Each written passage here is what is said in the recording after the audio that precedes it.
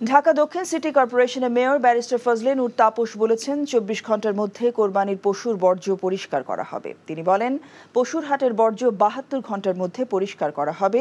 সকালে জাতীয় ঈদগাহ মাঠ পরিদর্শন করে তিনি এসব কথা বলেন। দক্ষিণ সিটি কর্পোরেশনের মেয়র বলেন, ঢাকাবাসীরা ঈদের ২ দিনের মধ্যে কোরবানি সম্পন্ন করলে পরিচ্ছন্ন কাজে নিয়োজিত ব্যক্তিদের নগরী পরিষ্কার করা সহজ হবে। এবছর কোরবানির পশুর হাটের কারণে নগরে যানজট যাতে না হয় সে ব্যবস্থা নেওয়া হয়েছে বলে জানান মেয়র। জাতীয় ঈদগাহ ময়দানে ৩৫,০০০ মানুষের নামাজ পড়ার ব্যবস্থা রয়েছে জানিয়ে মেয়র বলেন, বৃষ্টির কারণে নামাজে যেন বিঘ্ন না ঘটে সে ব্যবস্থা নেওয়া হয়েছে। জাতীয় ঈদগাহ মাঠে রাষ্ট্রপতি ও বিভিন্ন দেশের কূটনীতিকদের নামাজ পড়ার ব্যবস্থা রয়েছে। এবছর ৭:৩০টায় ঈদের জামাত অনুষ্ঠিত হবে বলে জানান তিনি।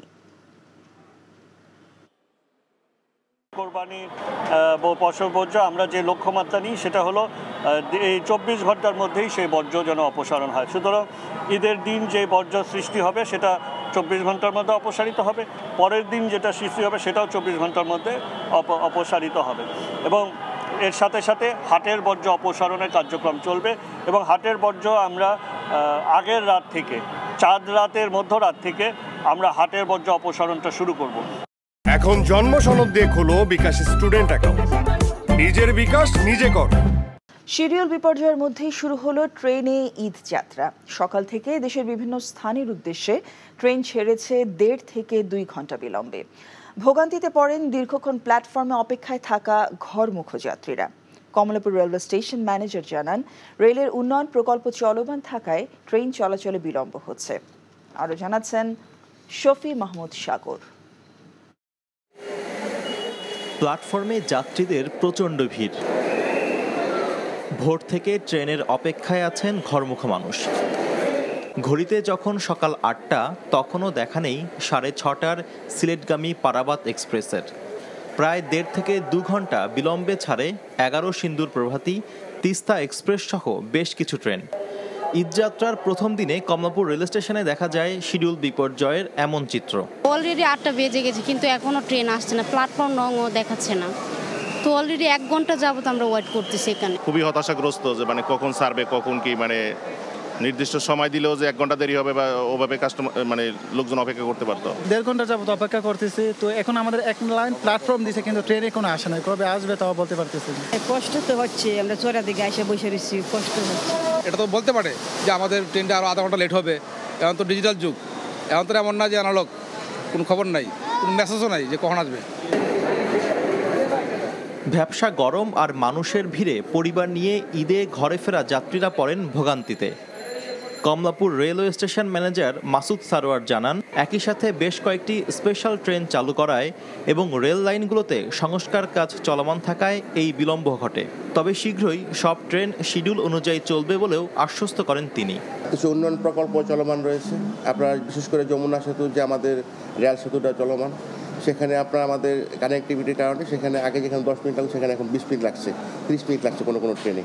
তো এই সার্বিক বিষয়গুলো মিলিয়ে কোনো কোনো ট্রেন হয়তো 1 থেকে 1.5 ঘন্টা বিলম্ব হতে পারে। আজ থেকে ঈদুল আজহা উপলক্ষে ঘরমুখো মানুষের জন্য 20টি স্পেশাল ট্রেন চলাচল শুরু হয়েছে। শফি মাহমুদ সাগর, এনটিভি নিউজ, ঢাকা।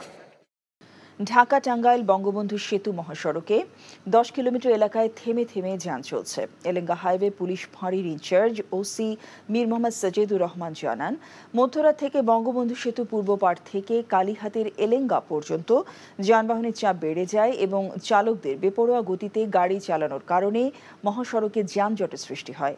যানজট নিরসনে মহাসড়কে কাজ করছে পুলিশ। এর ফলে ধীর গতিতে চলছে যানবাহন।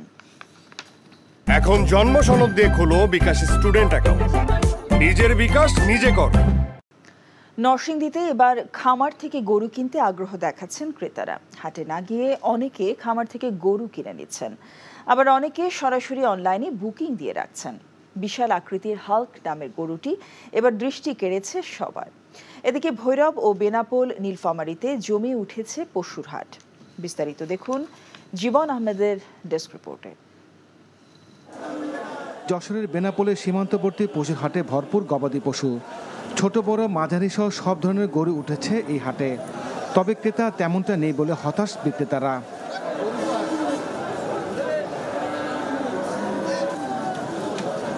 ঈদকে সামনে রেখে ভৈরবে 2100 খামারে 18,000 কোরবানির পশু প্রস্তুত করা হয়েছে। খামারিরা দেশি খাবার খাইয়ে প্রাকৃতিক উপায়ে পশুগুলো মোটাতাজাকরণ করেছেন বলে তাদের দাবি। এর মধ্যে রয়েছে ফ্রিজিয়ান জাতের 1100 কেজি ওজনের রাজাবাবু এবং 1000 কেজির কালো মানিক। সবার দৃষ্টি কেড়েছে 2টি গরু। গরুর দাম হাঁকা হয়েছে 10 লাখ ও 9 লাখ টাকা। সম্পূর্ণ দেশি খাবার খাওয়ায়ে এবং কোনো মেডিসিন ছাড়া খুব সুন্দরভাবে আমি 24টা গরু রেডি করছি, মোটাতাজা করছি কুরবানিতে বিক্রি করার জন্য। হাল্ক সিনেমার সাথে মিল রেখে নরসিংদীর এই গরুর নামকরণ করা হয়েছে। দানব আকৃতির এই গরুর প্রতিদিনের খাবার তালিকায় আছে 25 কেজি কাঁচা ঘাস ও 15 কেজি দানাদার খাবার। অনেকেই আগ্রহ দেখাচ্ছেন গরু কিনে নিতে।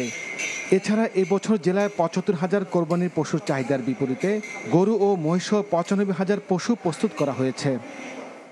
নামটাও জুস, মনে করেন যে ফেসবুকে যখন দেখলাম যে ওনারা এটার নাম রাখছে হাল্ক, একটা আনকমন নাম। তো গরুটাও আনকমন, এমন গরু আসলেই দেখা যায় না, গরুটা পুরাই আনকমন। আমাদের গরুগুলো অত্যন্ত সুন্দর এবং আমরা অত্যন্ত যত্নকারে লালন পালন করে থাকি। জেলা প্রাণী সম্পদ বিভাগ জানিয়েছে, খামারিদের দেশীয় পদ্ধতিতে পশু মোটাতাজাকরণের বিভিন্ন প্রশিক্ষণ দেওয়া হয়েছে। দেশীয় পদ্ধতিতেই এখানে কোনো রকম ভেজাল বা কোনো রকম অবৈধ পন্থা অবলম্বন করা হচ্ছে না। আমরা নিয়মিত এগুলো মনিটরিং করছি। এছাড়া নীলফামারীতেও জমে উঠেছে কোরবানির পশুর হাট। সকাল থেকে সন্ধ্যা পর্যন্ত চলছে কেনাবেচা। সব খামারিদের দাবি, প্রতিবেশী দেশ থেকে কোনোভাবেই যাতে পশু আসতে না পারে, তাহলে বিশাল আর্থিক ক্ষতির মুখে পড়তে হবে তাদের। জীবন আহমেদ, এনটিভি নিউজ ডেস্ক। ভারতের অন্ধ্রপ্রদেশের মুখ্যমন্ত্রী হিসেবে কিং মেকার চন্দ্রবাবু নাইডু, উপমুখ্যমন্ত্রী হিসেবে তেলেগু নায়ক পবন কল্যাণ এবং ওড়িশার মুখ্যমন্ত্রী হিসেবে মোহন চরণ মাঝি আজ বিকেলে শপথ গ্রহণ করছেন। অন্ধ্রপ্রদেশের লোকসভা ও বিধানসভা নির্বাচনে সংখ্যাগরিষ্ঠতা হারিয়ে মুখ্যমন্ত্রী হিসেবে 4 জানুয়ারি জগনমোহন রেড্ডি পদত্যাগ করেছিলেন। জগনমোহন রেড্ডি ছিলেন কংগ্রেস নেতৃত্বাধীন ইন্ডিয়া জোটের মিত্র। 13 মের বিধানসভা নির্বাচনে 74 বছর বয়সী চন্দ্রবাবু নাইডুর তেলেগু দেশম পার্টি 135টি আসনে জয়লাভ করে সংখ্যাগরিষ্ঠতা পায়। আজ চন্দ্রবাবু নাইডু চতুর্থবারের মতো অন্ধ্রপ্রদেশের মুখ্যমন্ত্রী হিসেবে শপথ নেবেন। এর আগে 1995 থেকে 2004 এবং 2014 সাল থেকে 2019 পর্যন্ত অন্ধ্রপ্রদেশের মুখ্যমন্ত্রী ছিলেন নাইডু। এছাড়া জনপ্রিয় তেলেগু নায়ক ও জনসেনা পার্টির প্রধান পবন কল্যাণ হচ্ছেন উপমুখ্যমন্ত্রী। আর প্রথমবার উড়িষ্যায় বিজেপি দলীয় মুখ্যমন্ত্রী হিসেবে মোহন চরণ মাঝি আজ শপথ নিচ্ছেন। অমরাবতী এবং ভুবনেশ্বরে শপথ অনুষ্ঠানে যোগ দেবেন প্রধানমন্ত্রী নরেন্দ্র মোদী। অর্থ আত্মসাৎ মামলায় নোবেলজয়ী ডক্টর মোহাম্মদ ইউনূসের বিরুদ্ধে আনুষ্ঠানিক বিচার শুরুর আদেশ দিলেন আদালত। দুপুরে ঢাকার বিশেষ জজ 4-এর বিচারক সৈয়দ আরাফাত হোসেনের আদালত ইউনূস সহ 14 আসামির বিরুদ্ধে চার্জ গঠনের আদেশ দেন। আগামী 15 জুলাই সাক্ষ্য গ্রহণের দিন ধার্য করেন। এ মামলার অভিযোগ প্রমাণিত হলে ডক্টর মোহাম্মদ ইউনূস সর্বোচ্চ সাজা যাবজ্জীবন কারাদণ্ডে দণ্ডিত হতে পারেন। তামজিদ সুমনের রিপোর্ট। গ্রামীণ টেলিকমের শ্রমিক কর্মচারীদের 25 কোটি 22 লাখ টাকা আত্মসাতের অভিযোগে দুদকের করা মামলায় অভিযোগ গঠনের শুনানিতে অংশ নিতে বুধবার সকাল 10:30টায় ঢাকা মহানগর দায়রা জজ আদালতে আসেন ডক্টর মোহাম্মদ ইউনূস সহ অপর অভিযুক্তরা। এদিন মামলার শুনানি দেখতে আসেন দেশি বিদেশি পর্যবেক্ষকরাও। চার্জ শুনানির শুরুতে ইউনূস ছাড়া সব আসামিকে লোহার খাঁচার কাঠগড়ায় দাঁড়াতে বলা হলে অন্যান্য আসামিদের সঙ্গে ইউনূসও দাঁড়ান সেখানে। এ সময় আসামিদের অব্যাহতির আবেদন না মঞ্জুর করে চার্জ গঠনের আদেশ দেন বিচারক। দণ্ডবিধি ও মানি লন্ডারিং বিভিন্ন ধারায় অভিযোগ এনে ইউনূস সহ 14 আসামির বিরুদ্ধে চার্জ গঠন করা হয়। এখন জন্ম সনদ দিয়ে খোলো বিকাশ স্টুডেন্ট অ্যাকাউন্ট। নিজের বিকাশ নিজে কর। কাঠগড়ায় দাঁড়ানো ইউনূস সহ সব আসামি নিজেদের নির্দোষ বলে দাবি করেন। আদালতের ভেতরে লোহার খাঁচায় দাঁড় করানোকে অসভ্য আচরণ বলে মন্তব্য করেন ডক্টর ইউনূস। সাংবাদিকদের জানান, তাকে হয়রানি করতেই এই মামলার অভিযোগ গঠন করা হয়েছে। যে একটা রাজনৈতিক দল গঠন করবো 2011 সালে 10 সপ্তাহ পরে বলছে যে না, রাজনীতি আমার বিষয় না, আমি পারবো না, কাজে আমি এর মধ্যে না। এইখানেই তো চূড়ান্ত হয়ে গেল। এই অপরাধ আজকে এত বছর পরেও আবার কেন বলতে হবে? এটাই হলো হয়রানি। একটা হলো আমি সুদখোর, একটা হলো যে আমি দেশের শত্রু, আমি পদ্মা সেতুর অর্থ আটকে দিয়েছি, আমি চারদিকে ষড়যন্ত্র করে বেড়াই, এগুলো হলো হয়রানি। যে কথার কথা বলেই যাচ্ছে, এগুলো তো চলছেই, ক্রমাগতভাবে চলছে। এইটাই হলো হয়রানি, আজকের হয়রানি না, ক্রমাগত হয়রানির বিষয়। ন্যায় বিচার না পাওয়ায় চার্জ গঠনের বিরুদ্ধে উচ্চ আদালতে যাওয়ার কথা জানান ইউনূসের আইনজীবী। উনি টাকা আত্মসাৎ করেছে, অথচ টাকা চলে গেছে সেটেলমেন্ট এগ্রিমেন্টে। এই অভিযুক্তটা সম্পূর্ণভাবে বেআইনি, আইনের সাথে পড়ে না। কারণ অভিযোগ করতে হলে আমার কাছে কেউ আমানত রাখতে হবে। গ্রামীণ টেলিকমের কাছে, ডক্টর ইউনূসের কাছে কেউ আমানত রাখে নাই যে আমানত তিনি খেয়াল করেছেন। এদিকে দুদকের আইনজীবী জানান, প্রাথমিকভাবে অভিযোগ পাওয়ায় আসামিদের বিরুদ্ধে চার্জ গঠন করেছে আদালত। এ মামলায় অভিযোগ প্রমাণিত হলে সর্বোচ্চ সাজার বিধান যাবজ্জীবন কারাদণ্ড। সাক্ষ্য প্রমাণের আলোকে প্রসিকিউশন পক্ষ থেকে যে সমস্ত ডকুমেন্ট দিয়েছে সেটা যথেষ্ট প্রাইমা ফেসি আছে, মানে গ্রহণযোগ্যতা আছে। সেই কারণেই আজকে অদ্য মামলায় অভিযোগ গঠন করা হয়েছে এবং আসামিরা নির্দোষ দাবি করেছেন এবং তারা বিচার চেয়েছেন। সুতরাং সেই আলোকে 15 সাথে সাক্ষীর জন্য তারিখ ধার্য করা হয়েছে। আলোচিত এই মামলায় দুদকের পক্ষে 31 জনকে সাক্ষী করা হয়েছে। আর আগামী 15 জুলাই আনুষ্ঠানিকভাবে এই মামলার সাক্ষ্য গ্রহণ শুরু হবে। Tamjid Suman, NTV news, Dhaka. এখন জন্ম সনদ দিয়ে খোলো বিকাশ স্টুডেন্ট অ্যাকাউন্ট। নিজের বিকাশ নিজে কর। এদিকে বিচার প্রক্রিয়া নিয়ে ডক্টর ইউনূস যা বলে বেড়াচ্ছেন তা অসত্য এবং দেশের মানুষের জন্য অপমানজনক বলে জানিয়েছেন আইনমন্ত্রী অ্যাডভোকেট আনিসুল হক। সকালে সচিবালয়ে রাষ্ট্রদূত চার্লস হোয়াইটলির নেতৃত্বে ইউরোপীয় ইউনিয়নের রাষ্ট্রদূতদের সঙ্গে বৈঠক শেষে এ মন্তব্য করেন তিনি। দেশের যে কোনো নাগরিক দেশের আইন ভঙ্গ করে তার যেরকম বিচার হয়, ডক্টর ইউনূসের ঠিক সেইভাবে বিচার হচ্ছে। কিন্তু আমি এটা বলেছি যে ডক্টর ইউনূস যেই সব কথা বলে বেড়াচ্ছেন সেই সব কথা অসত্য এবং সেই সব কথা বাংলাদেশের জনগণের জন্য অপমানজনক। শীঘ্রই সরকার বিরোধী আন্দোলন আরও বেগবান করা হবে বলে জানিয়েছেন বিএনপি মহাসচিব মির্জা ফখরুল ইসলাম আলমগীর। ঢাকা রিপোর্টার্স ইউনিটিতে বাংলাদেশের বিপ্লবী ওয়ার্কার্স পার্টি আয়োজিত মত বিনিময় সভায় একথা বলেন তিনি। বলেন, বর্তমান সরকার জনগণের প্রধান শত্রুতে পরিণত হয়েছে। জনগণ আর সরকারকে দেখতে চায় না। গণতন্ত্র পুনরুদ্ধারের সংগ্রামে ঐক্যবদ্ধ হওয়ার আহ্বান জানান মির্জা ফখরুল ইসলাম আলমগীর। দেশের সর্বগ্রাসী সংকট চলছে মন্তব্য করে বিএনপি মহাসচিব বলেন, একদিকে রাজনৈতিক সংকট, আরেকদিকে অর্থনৈতিক সংকট। গণতন্ত্রের লেবাসে রাজনীতির কাঠামো শেষ করে একদলীয় শাসন তৈরি করেছে সরকার। এই অবস্থার পরিবর্তনের জন্য তরুণদের এগিয়ে আসার আহ্বান জানান ফখরুল। ইতিমধ্যে অনেক অর্জন হয়েছে। সবচেয়ে বড় অর্জন হয়েছে আমরা বিভিন্ন রাজনৈতিক দলগুলোকে সবগুলোকে মিলিয়ে কিন্তু আমরা একটা আন্দোলনে একমত হয়েছি এবং সেই আন্দোলন আমরা শুরু করেছিলাম। সেই আন্দোলন আমাদের এখনো চলছে এবং সেই আন্দোলন নিঃসন্দেহে আরো বেগবান হবে অতি শীঘ্র। জনগণ একটা জিনিসে স্থির, তারা এই সরকারকে চায় না। এটা হচ্ছে মূল কথা। কোন রাজনৈতিক দলই এই সরকারের পক্ষে থাকেনি, তারা এই নির্বাচনকে সমর্থন করেনি। সদিচ্ছা থাকলেও যে মরুভূমিতেও ফুল ফোটানো সম্ভব তা যেন দেখিয়ে দিচ্ছে ক্রিকেটের সমৃদ্ধ ইতিহাস না থাকা যুক্তরাষ্ট্র। রুক্ষ টেক্সাসের এক কোণে মাস্টাং ক্রিকেট একাডেমি করে তৈরি করা হচ্ছে আগামীর ক্রিকেটার। সেখানকার যে অনুশীলন সুবিধা তা দেখে অভিভূত বাংলাদেশ ক্রিকেট বোর্ড সংশ্লিষ্টরা। মাস্টাং ক্রিকেট একাডেমির অন্যতম কর্ণধার জানিয়েছেন, আগামী দিনগুলোতে ক্রিকেট যুক্তরাষ্ট্রে বড় খেলা হয়ে উঠবে এই আশা নিয়ে প্রচুর অর্থ লগ্নি করে তৈরি করেছেন এই একাডেমি। যুক্তরাষ্ট্র থেকে জানাচ্ছেন বর্ষণ কবির। জালাল ইউনুস ও গাজী আশরাফ হোসেন লিপুর চোখে মুখে বিস্ময়। টেক্সাসের ডালাসের একদমই বিজন জায়গায় যে অনুশীলন সুবিধা তৈরি করা হয়েছে তা দেখে তারা মুগ্ধ। টার্ফের উইকেট পাশাপাশি আছে 9টা। এত বড় ইনডোর বিকেএসপি ছাড়া অন্য কোথাও দেখা যাবে না বাংলাদেশে। যুক্তরাষ্ট্রের চতুর্থ ক্রিকেট একাডেমি হিসেবে ডালাসের এই মাস্টাং এখন নজর কাটছে বিশ্ব টি-20 খেলতে যাওয়া দলগুলোর। ভারতের জলন্ধরে একসময় ক্রিকেট খেলা লোকেশ কালিয়ারা 90-এর মাঝামাঝি যুক্তরাষ্ট্রে পাড়ি জমিয়ে বছর কয়েক আগে গড়ে তোলেন এই একাডেমি। একাডেমি গড়ে তোলাটা ব্যয়বহুল ছিল, তবে ব্যয় করার সিদ্ধান্ত যথার্থ। ক্রিকেটের উন্নতির স্বার্থে এমন একটি একাডেমি গড়ে তোলা প্রয়োজন ছিল।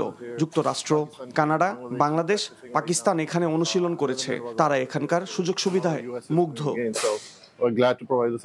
মাস্টাং একটি উন্নত প্রজাতির ঘোড়ার নাম। যেখান থেকে অনুপ্রাণিত হয়ে এই একাডেমির নামকরণ। ক্রিকেট বাণিজ্যে প্রবাসী ভারতীয়, পাকিস্তানি এবং বাংলাদেশিদের কথা বিবেচনা করে এই ঝুঁকিপূর্ণ বিনিয়োগ। সংশ্লিষ্টরা এখানে ক্রিকেট উপকরণ বিক্রিও করছেন, যাতে করে কিশোরদের ক্রিকেট খেলতে উৎসাহে কোনো ভাটা না পড়ে। এই উদ্যোগটা আসলে নেওয়া হয়েছে এখানকার শিশু কিশোরদের জন্য, যাতে তারা ক্রিকেটে আরো বেশি উন্নতি করতে পারে এবং সময়ের সাথে যেন দেশের হয়েও খেলার সুযোগ পায়। আমাদের একাডেমিতে বেড়ে ওঠা ছেলেরা যুক্তরাষ্ট্রের যুব দলে খেলছে, এটা বিশাল ব্যাপার। একটি ব্যক্তি চাওয়াতেই যে উদ্যোগ তা তাক লাগিয়ে দিতে পারে যে কাউকেই। সাকিবের মাস্কো একাডেমিতেও নেই এই সুবিধাগুলো। বর্ষণ কবির, এনটিভি নিউজ, যুক্তরাষ্ট্র। সংসদ সদস্য আনোয়ারুল আজিম হত্যা তদন্তের বিষয়ে কোনো চাপ নেই এবং জড়িত সবাইকে আইনের আওতায় আনা হবে বলে জানিয়েছেন স্বরাষ্ট্রমন্ত্রী আসাদুজ্জামান খান কামাল। দুপুরে সচিবালয়ে তার সাথে আনোয়ারুল আজিমের মেয়ে মুমতারিন ফেরদৌস ডরিনের সাক্ষাৎ শেষে এসব বলেন স্বরাষ্ট্রমন্ত্রী। আরেক প্রশ্নের জবাবে মন্ত্রী বলেন, বেনজির আহমেদ পুলিশের প্রধান থাকার সময় কোনো অভিযোগ আসেনি। এখন তদন্তের পর প্রমাণ হলে আইন অনুযায়ী ব্যবস্থা নেওয়া হবে। আর ঈদে আইনশৃঙ্খলা পরিস্থিতি স্বাভাবিক থাকবে ও কোনো সমস্যা হবে না বলেও জানিয়েছেন স্বরাষ্ট্রমন্ত্রী। আর সাক্ষাৎ শেষে সংসদ সদস্য আনোয়ারুল আজিমের মেয়ে সাংবাদিকদের কাছে অভিযোগ করেন, দায়ীদের বাঁচাতে বড় বড় জায়গা থেকে তদবির চলছে।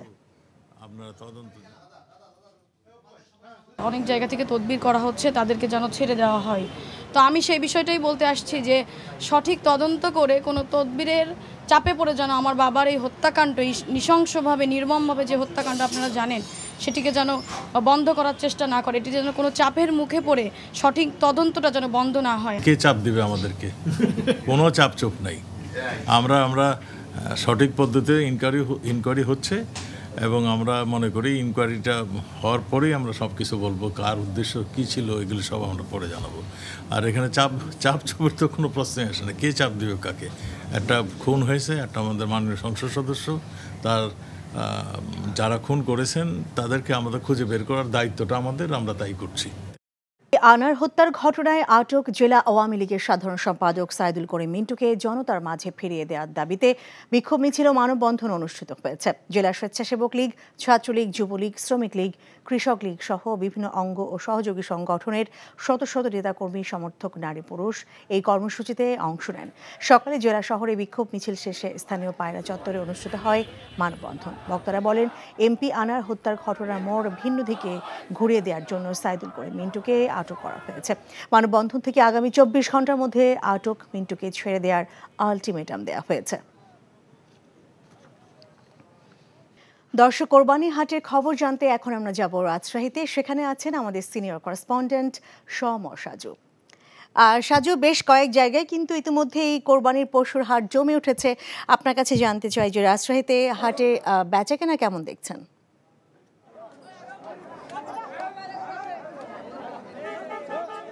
হ্যাঁ লীনা, আমি এই মুহূর্তে আছি রাজশাহী সিটি হাটে। এটি রাজশাহী শুধু না, উত্তরাঞ্চলের অন্যতম একটি পশু হাট। আপনাকে আমি যদি একটু দেখাতে চাই যে এই হাটে আমি যেখানে দাঁড়িয়ে আছি সেখান থেকে প্রায় 200-250 গজ পর্যন্ত হাট বিস্তৃত, এবং আমি কিছুক্ষণ আগে হাটের ভিতরে ঘুরে এসেছি, তো দেখেছি পর্যাপ্ত পরিমাণে গরু রয়েছে। বিশেষ করে দেশি গরু, এখানে দেশি গরুর হাটের বেচাবিক্রি বেশি হচ্ছে এবং ক্রেতাদেরও আমরা আনাগোনা অনেক বেশি দেখতে পাচ্ছি। আজকে অনেক ক্রেতা রয়েছে, গরু যেমন বেশি রয়েছে, ক্রেতা তেমন বেশি রয়েছে। তবে ক্রেতাদের যে অভিযোগ যে গত বছরের চেয়ে গরুর দাম এবারে অনেক বেশি।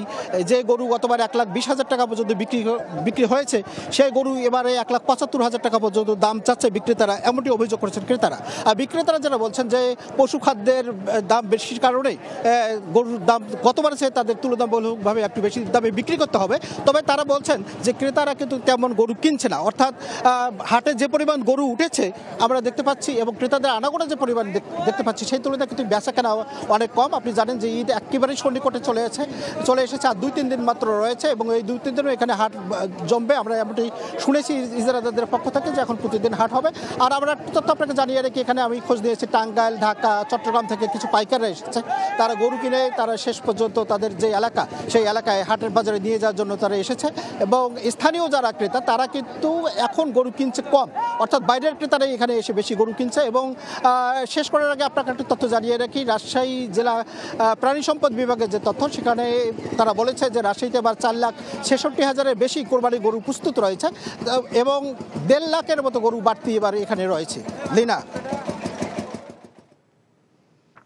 টাঙ্গাইলে ঘাটাল সেনানিবাসে বিদায়ী দরবারে অংশ নেন সেনাবাহিনী প্রধান জেনারেল এস.এম. শফিউদ্দিন আহমেদ। সকালে টাঙ্গাইলে ঘাটালে শহীদ সালাউদ্দিন সেনানিবাস পরিদর্শন করেন সেনাবাহিনী প্রধান জেনারেল এস.এম. শফিউদ্দিন আহমেদ। বিদায়ী দরবারে সেনাবাহিনী প্রধান বলেন, দেশকে শত্রুমুক্ত রাখতে কাজ করছে সেনাবাহিনী। আধুনিক ও যুগোপযোগী প্রশিক্ষণের মাধ্যমে একবিংশ শতাব্দীর চ্যালেঞ্জ মোকাবেলায় সেনাবাহিনীকে সামনে এগিয়ে নেওয়ার পরামর্শ সেনাপ্রধানের। 23 জুন সেনাপ্রধান হিসেবে অবসরে যাচ্ছেন জেনারেল এস.এম. শফিউদ্দিন আহমেদ।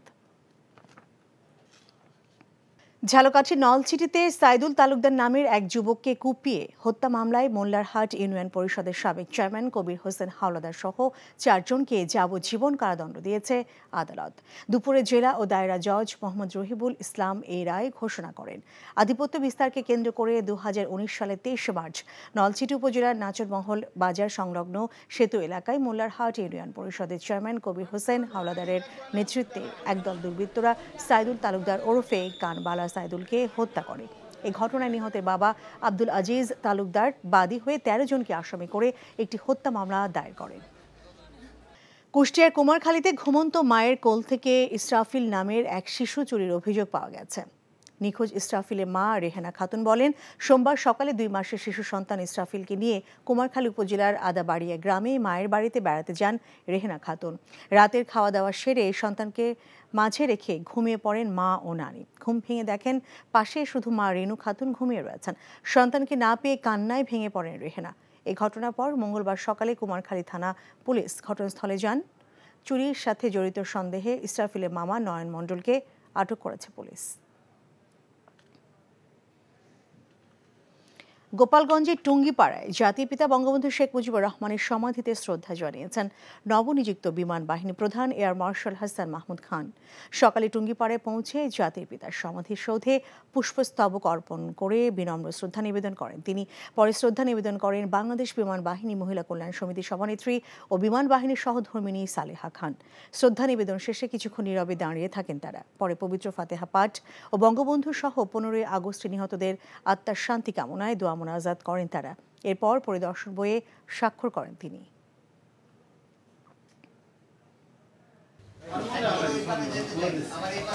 কলকাতায় হত্যাকাণ্ডের শিকার সংসদ সদস্য আনোয়ারুল আজিমের মেয়ে মুমতারিন ফেরদৌস ডরিন বুধবার দুপুরে সচিবালয়ে সাক্ষাৎ করেন স্বরাষ্ট্রমন্ত্রীর সাথে। এ সময় কোনো চাপের মুখে সঠিক তদন্ত ও বিচার যেন পণ্ড না হয় সেই দাবি জানান তিনি। অনেক জায়গা থেকে তদবির করা হচ্ছে, তাদেরকে যেন ছেড়ে দেওয়া হয়। তো আমি সেই বিষয়টাই বলতে আসছি যে সঠিক তদন্ত করে কোনো তদবিরের চাপে পড়ে যেন আমার বাবার এই হত্যাকাণ্ড, নৃশংসভাবে নির্মমভাবে যে হত্যাকাণ্ড আপনারা জানেন, সেটিকে যেন বন্ধ করার চেষ্টা না করে, এটি যেন কোনো চাপের মুখে পড়ে সঠিক তদন্তটা যেন বন্ধ না হয়।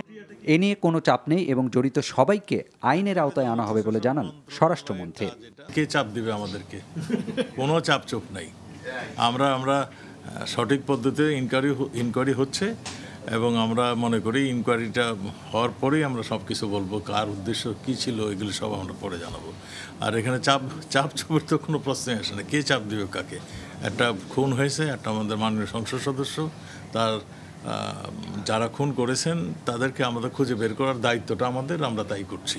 এছাড়া বেনজির আহমেদ পুলিশের প্রধান থাকার সময় কোনো অভিযোগ আসেনি। এখন তদন্তের পর প্রমাণ হলে আইন অনুযায়ী ব্যবস্থা নেওয়া হবে বলে আরেক প্রশ্নের জবাবে জানান স্বরাষ্ট্রমন্ত্রী। আর ঈদে আইন শৃঙ্খলা পরিস্থিতি স্বাভাবিক থাকবে ও কোনো সমস্যা হবে না বলেও জানান তিনি। এদিকে হত্যাকাণ্ডের তথ্য উপাত্ত বিচার বিশ্লেষণ করতে অনেককেই জিজ্ঞাসাবাদ করা হচ্ছে। জড়িত সন্দেহ হলে আইন অনুযায়ী ব্যবস্থা নেওয়া হবে বলে জানিয়েছেন ঢাকা মহানগর গোয়েন্দা প্রধান।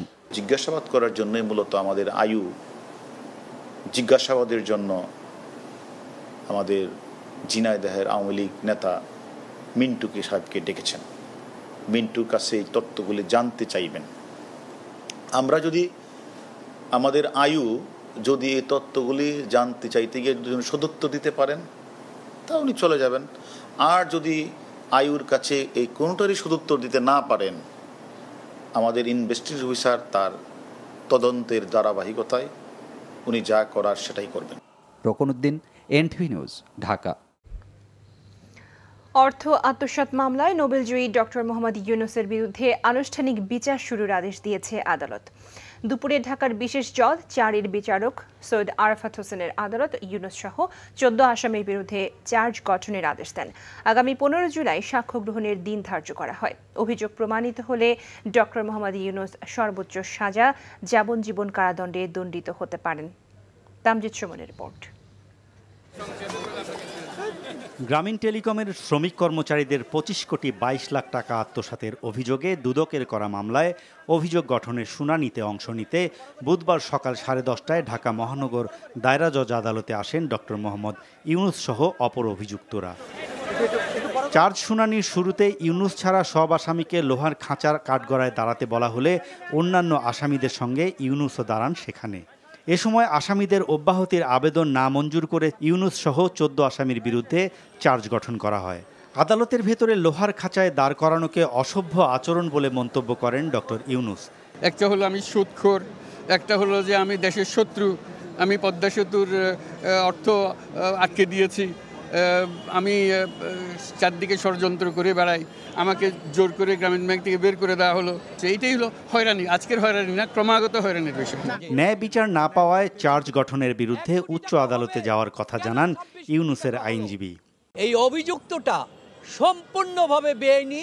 গ্রামীণ টেলিকমের কাছে, ডক্টর ইউনূসের কাছে কেউ আমানত রাখে নাই যে আমানত তিনি খেয়ান করেছেন। এদিকে দুদকের আইনজীবী জানান, প্রাথমিকভাবে অভিযোগ পাওয়ায় আসামিদের বিরুদ্ধে চার্জ গঠন করেছে আদালত। এ মামলায় অভিযোগ প্রমাণিত হলে সর্বোচ্চ সাজার বিধান যাবজ্জীবন কারাদণ্ড। 26 কোটি টাকা এই 437 কোটি টাকা থেকে সরিয়েছিলেন এবং জাল ডকুমেন্ট সৃজন করেছিলেন এবং সেটা ব্যবহার করেছিলেন। সেই কারণে তার বিরুদ্ধে চার্জ আজকে গঠিত হয়েছে। আলোচিত এই মামলায় দুদকের পক্ষে 31 জনকে সাক্ষী করা হয়েছে। আর আগামী 15 জুলাই আনুষ্ঠানিকভাবে এই মামলার সাক্ষ্য গ্রহণ শুরু হবে। Tamjid Suman, NTV news, Dhaka. এদিকে বিচার প্রক্রিয়া নিয়ে ডক্টর ইউনূসের বক্তব্য সঠিক নয় বলে সচিবালয়ে প্রতিক্রিয়া জানিয়েছেন আইনমন্ত্রী অ্যাডভোকেট আনিসুল হক। দেশের যে কোনো নাগরিক দেশের আইন ভঙ্গ করে তার যেরকম বিচার হয় ডক্টর ইউনূসের ঠিক সেইভাবে বিচার হচ্ছে। কিন্তু আমি এটা বলেছি যে ডক্টর ইউনূস যেই সব কথা বলে বেড়াচ্ছেন সেই সব কথা অসত্য এবং সেই সব কথা বাংলাদেশের জনগণের জন্য অপমানজনক। শিগগিরই সরকার বিরোধী আন্দোলন আরও বেগবান হবে বলে জানিয়েছেন বিএনপি মহাসচিব মির্জা ফখরুল ইসলাম আলমগীর। ঢাকা রিপোর্টার্স ইউনিটিতে বাংলাদেশের বিপ্লবী ওয়ার্কার্স পার্টি আয়োজিত মতবিনিময় সভায় এ কথা বলেন তিনি। বর্তমান সরকার জনগণের প্রধান শত্রুতে পরিণত হয়েছে মন্তব্য করে তিনি বলেন, জনগণ আর সরকারকে দেখতে চায় না, দেশে সর্বগ্রাসী সংকট চলছে মন্তব্য করে বিএনপি মহাসচিব বলেন, একদিকে রাজনৈতিক সংকট, আরেকদিকে অর্থনৈতিক সংকট। অভিযোগ করেন, গণতন্ত্রের লেবাসে রাজনীতির কাঠামো ধ্বংস করে একদলীয় শাসন তৈরি করেছে সরকার। এই অবস্থার পরিবর্তনের জন্য সবাইকে, বিশেষ করে তরুণদের এগিয়ে আসার আহ্বান জানান মির্জা ফখরুল। ইতিমধ্যে অনেক অর্জন হয়েছে। সবচেয়ে বড় অর্জন হয়েছে আমরা বিভিন্ন রাজনৈতিক দলগুলোকে এক একজন এক একটা চিন্তার আছে, বিভিন্নভাবে কেউ বাম চিন্তা, কেউ ডান চিন্তা, অতি বাম চিন্তা, সবগুলোকে মিলিয়ে কিন্তু আমরা একটা আন্দোলনে একমত হয়েছি এবং সেই আন্দোলন আমরা শুরু করেছিলাম। সেই আন্দোলন আমাদের এখনও চলছে এবং সেই আন্দোলন নিঃসন্দেহে আরও বেগবান হবে অতি শীঘ্র। তরুণ আর যুবকদেরকে এগিয়ে আসতে হবে। এই দেশের যে আন্দোলন আমরা করছি এটা তো শুধু আমাদের জন্য নয়, এটা তো এই দেশের জন্য। যেই যেখানে আছেন, যে অবস্থায় আছেন, সবাই একসাথে এসে আসুন, আমরা সবাই একসাথে এই লড়াইটা করি। পুলিশের সাবেক আইজি বেনজির তার স্ত্রী ও 2 মেয়ের নামে থাকা ফ্ল্যাট জমি সহ বিপুল পরিমাণ সম্পদ ক্রোকের নির্দেশ দিয়েছেন আদালত। দুর্নীতি দমন কমিশনের আবেদনের পরিপ্রেক্ষিতে আজ ঢাকার মহানগর সিনিয়র স্পেশাল জজ মোহাম্মদ আসামস জগলুল হোসেন এ আদেশ দেন। এদিন তৃতীয় দফায় তাদের নামে থাকা 8টি ফ্ল্যাট, বান্দরবান ও রূপগঞ্জ সহ দেশের বিভিন্ন স্থানে থাকা বিপুল পরিমাণ জমি সহ বেশ কিছু সম্পদ ক্রোকের আদেশ দেওয়া হয়। দুদকের অনুসন্ধানী টিমের প্রধান উপপরিচালক হাফিজুল ইসলামের আবেদনের প্রেক্ষিতে আদালত এই আদেশ দেন। এর মধ্যে রয়েছে রূপগঞ্জে 24 কাঠা, উত্তরায় 3 কাঠা, বাড্ডায় ৩৯.৩০ কাঠা, বান্দরবান জেলায় 25 একর জমি। এছাড়া স্ত্রী জিশান মির্জার নামে আদাবরের পিসি কালচার এলাকায় 6টি ফ্ল্যাট স্থাবর সম্পত্তি ক্রয় করা হয়েছে। এছাড়া গুলশানে বেনজিরের বাবার কাছ থেকে মোক্তারনামা মূলে পাওয়া 6তলা ভবন, সিটিজেন টিভিতে শেয়ার ও টাওয়ার অ্যাপারেলসের শেয়ার জব্দের নির্দেশ দেয়া হয়েছে। শিডিউল বিপর্যয়ের মধ্যে শুরু হলো ট্রেনে ঈদ যাত্রা। সকাল থেকে দেশের বিভিন্ন স্থানের উদ্দেশ্যে ট্রেন ছেড়েছে 1.5 থেকে 2 ঘন্টা বিলম্বে। এতে ভোগান্তিতে পড়েন প্ল্যাটফর্মে অপেক্ষায় থাকা ঘরমুখো যাত্রীরা। কমলাপুর রেল স্টেশনের ম্যানেজার জানান, রেলের উন্নয়ন প্রকল্প চলমান থাকায় ট্রেন চলাচলে বিলম্ব হচ্ছে। আরও জানাচ্ছেন শফি মাহমুদ সাগর। প্ল্যাটফর্মে যাত্রীদের প্রচণ্ড ভিড়। ভোর থেকে ট্রেনের অপেক্ষায় আছেন ঘরমুখো মানুষ। ঘড়িতে যখন সকাল 8টা, তখনও দেখা নেই 6:30টার সিলেটগামী পারাবাত এক্সপ্রেসের। প্রায় 1.5 থেকে 2 ঘন্টা বিলম্বে ছাড়ে 11 সিন্দুর প্রভাতী, তিস্তা এক্সপ্রেস সহ বেশ কিছু ট্রেন। ঈদযাত্রার প্রথম দিনে কমলাপুর রেল স্টেশনে দেখা যায় শিডিউল বিপর্যয়ের এমন চিত্র। অলরেডি 8টা বেজে গেছে, কিন্তু এখনো ট্রেন আসছে না, প্ল্যাটফর্ম নংও দেখাচ্ছে না।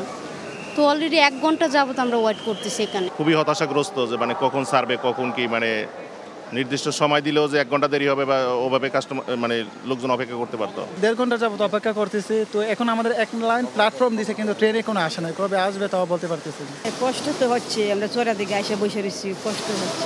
এটা তো বলতে পারে যে আমাদের ট্রেনটা আরো আধা ঘন্টা লেট হবে। এখন তো ডিজিটাল যুগ, এখন তো এমন না যে অ্যানালগ, কোনো খবর নাই, কোনো মেসেজও নাই যে কখন আসবে। ব্যবসা গরম আর মানুষের ভিড়ে পরিবার নিয়ে ঈদে ঘরে ফেরা যাত্রীরা পড়েন ভোগান্তিতে। Kamalapur railway station manager Masud Sarwar জানান, একই সাথে বেশ কয়েকটি স্পেশাল ট্রেন চালু করায় এবং রেল লাইনগুলোতে সংস্কার কাজ চলমান থাকায় এই বিলম্ব ঘটে।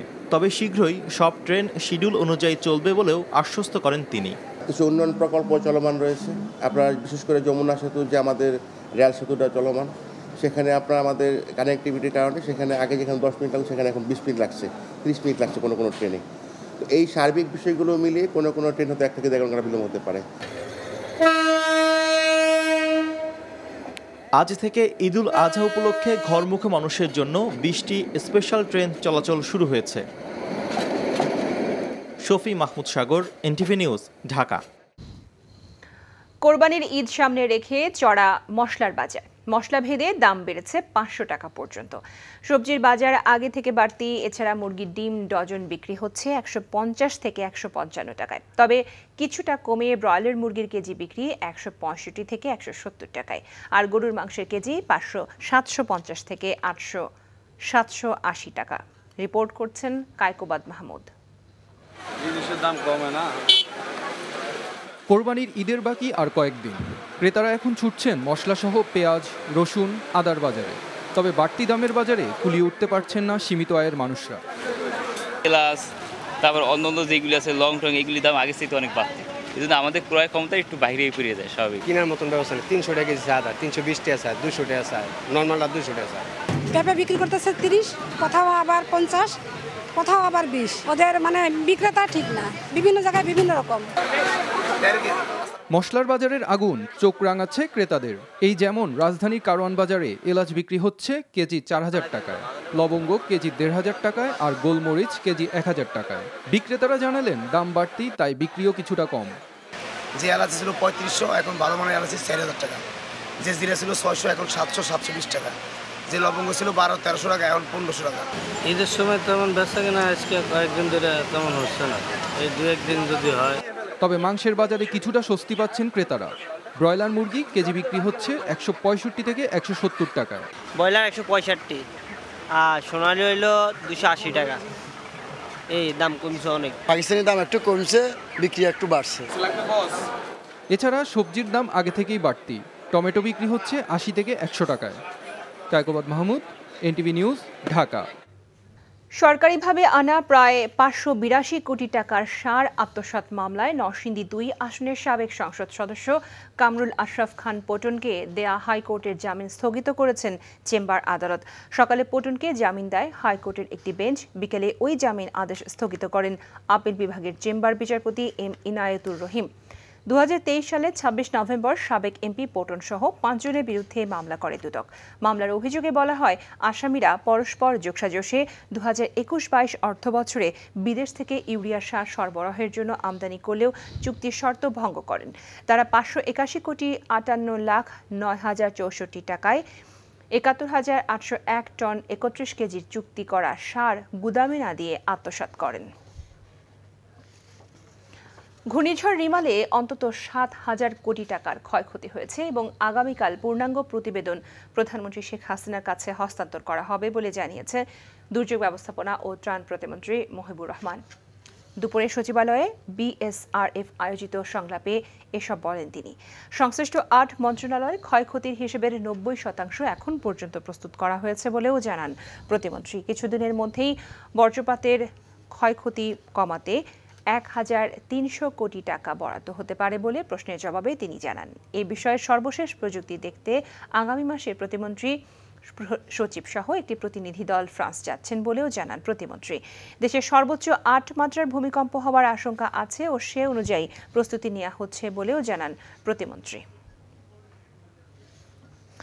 6 ঘন্টার মধ্যে কোরবানির বর্জ্য অপসারণের ঘোষণা দিয়েছেন ঢাকা উত্তর সিটি কর্পোরেশনের মেয়র আতিকুল ইসলাম। এদিকে দক্ষিণ সিটি কর্পোরেশনের মেয়র ব্যারিস্টার ফজলে নূর তাপস বলেছেন, 24 ঘন্টার মধ্যে কোরবানির পশুর বর্জ্য পরিষ্কার করা হবে।